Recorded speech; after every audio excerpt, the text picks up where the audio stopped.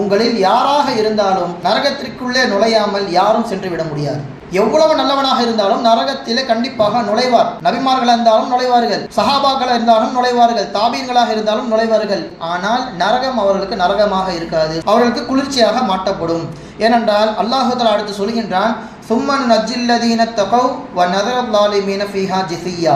அந்த ஈமான்தாரிகள் நரகத்தில் நுழைகின்ற பொழுது அல்லாஹ் தஆலா அவர்களை மட்டும் பாதுகாத்து விடுவான்.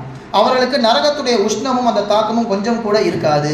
சஹாபா பெருமக்கள் அதனால தான் கேட்டாங்க, பதிலில் கலந்துக்கிட்டவங்க எல்லாம் நரகத்துக்கு போவாங்களா? ஏன்னா அல்லாஹ் தஆலா என்ன சொல்லியிருக்கிறான், இஃபாலு மா ஷிஅ்தும், என்ன வேணாலும் நீங்க செஞ்சுக்கோங்க, உங்களை மன்னிப்பதற்கு நான் தயார் என்பதாக அல்லாஹ் தஆலா சொல்லிவிட்டான். ரசூலுல்லாஹி ஸல்லல்லாஹு அலைஹி வஸல்லம் அவர்கள் சொல்வார்கள், நல்லவனாக இருந்தாலும் கெட்டவனாக இருந்தாலும் எல்லோருமே நரகத்தில் நுழைவார்கள். எப்படி இப்ராஹிம் அலைஹிஸ்ஸலாம் அவர்களுக்கு அல்லாஹ் தஆலா நெருப்பை குளிர்ச்சியாக மாற்றினானோ அதே போன்று நரகத்தில் நீங்கள் நுழைந்தாலும் உங்களுக்கு குளிர்ச்சியாக மாற்றப்படும்.